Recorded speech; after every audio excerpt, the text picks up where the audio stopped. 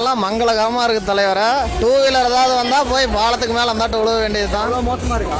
அவ்வளோ சூப்பராக இருக்குது. ஏகப்பட்ட பேர் செத்துருக்காங்க. எங்கள் சொந்தக்கார பையனை ஒரு செத்துருக்கான். புரியுதுங்களா? அந்த கண்டெய்னர் கம்முந்து பின்னாடி விழுந்து அடியில் மாட்டி எங்கள் சொந்தக்கார பையனை செத்துருக்கான்.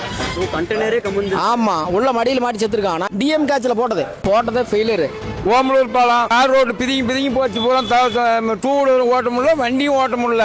லோடு பஞ்சு மூட்டை தான் ஏற்றிட்டு வந்திருக்காங்க. அது ஏற்றிட்டு வந்து டர்ன் ஆகும்போது அப்படியே விழுந்து ஒருத்தர் காலை மாட்டி அவர் ஃபுல் பாடி வெளியே இருக்கு.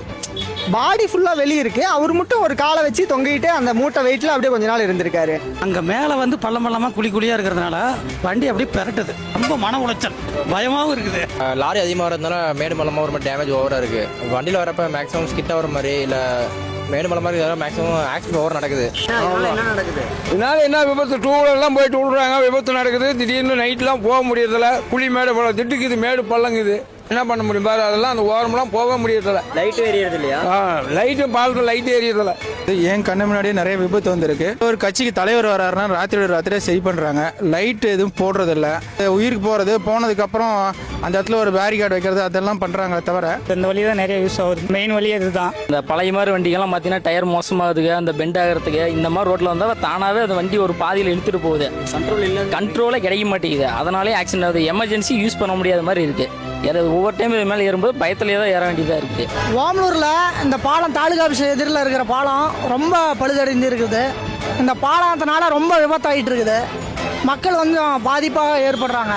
இதனால் இதை சீரமைச்சு கொடுத்து நல்லபடியாக அந்த பாலத்தில் இருக்கிற மக்கள் எல்லாருமே போகிற மாதிரி ஏற்பாடு படுத்தி கொடுங்க. கிராவிட்டியாக ஏதோ சொல்கிறாங்க. அந்த இது வந்து ஸ்ட்ரைட்டாக டர்ன் ஆகும்போது அப்படியே ஸ்டிக்கிட்டாகி விழுந்துடுறாங்க. அது நமக்கு ரொம்ப பாதிப்பாகுது.